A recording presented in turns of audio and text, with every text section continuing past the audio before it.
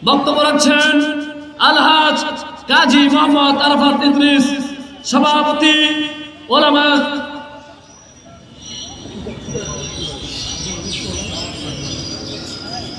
সভাপতি জামাত ইসলামের ওলামা ৮ নং ওয়ার্ড।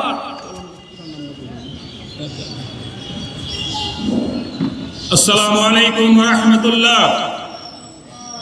আলহামদুলিল্লাহ, খতমে নবুয়ত আন্দোলন পঞ্চগড় জেলা কর্তৃক আয়োজিত আজকের এই তৌহিদি জনরাগমনে সম্মানিত সভাপতি, উপস্থিত নেতৃবৃন্দ, এলাকার জনসাধারণ, উপস্থিত শ্রোতা মণ্ডলী, আল্লাহ রাব্বুল আলামিনের দরবারে আমরা শুকরিয়া আদায় করছি যে আল্লাহ রাব্বুল আলামিন স্বৈরাচারের পতন দিয়ে, কাদিয়ানীদের দোসরদের পতন দিয়ে আমাদেরকে সুন্দর সুশীল একটি বাংলাদেশ উপহার দিয়েছেন। সেই আল্লাহ রাব্বুল আলামিনের দরবারে শুকরিয়া আদায় করি।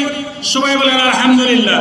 সম্মানিত উপস্থিতি, আমি সেই কাদিয়ানী মামলার একজন নির্যাতিত ব্যক্তি।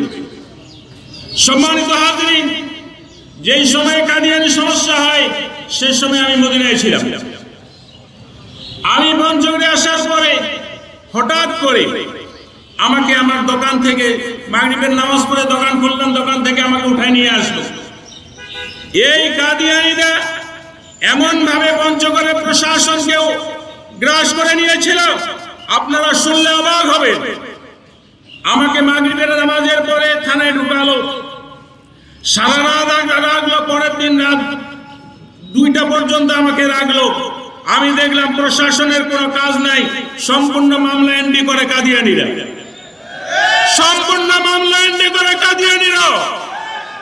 আমি জেলখানায় ঢুকার পরে যারা কাদিয়ানী মামলা নির্যাতিত হয়েছে, তুলারডাঙ্গার আসলাম আমাকে কেঁদে কেঁদে বলছে, মুন আমাকে কেঁদে কেঁদে বলছে, আরো কয়েকজন আমাকে কেঁদে কেঁদে বলছে তাদেরকে এত নির্যাতন করা হয়েছে যেটা বাংলার মানুষ আর কাউকে নির্যাতন করেনি।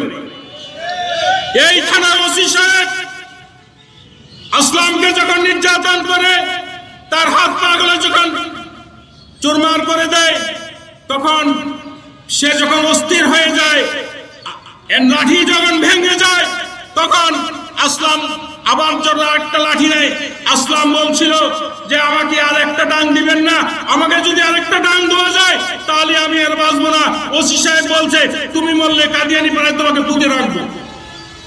আমি বলতে চাই, এই স্বাধীন বাংলাদেশে যেই সমস্ত পুলিশ অফিসার কাদিয়ানীদের পক্ষ নিয়ে মুসলিম মানুষদের উপর নির্যাতন করেছেন, বিনা মামলায় জেলখানায় ঢুকেছেন, নির্যাতন করেছেন, ওই সমস্ত পুলিশ প্রশাসনের, ওই সমস্ত দোষরদের, ওই সমস্ত আমলিক সন্ত্রাসীদের যারা আমাদের নামগুলি বেছে বেছে নিয়ে তাদেরকে তালিকা করে দিয়েছে, তাদেরকে বেছে বেছে বিচার করতে হবে, বিচারের আওতায় আনতে হবে।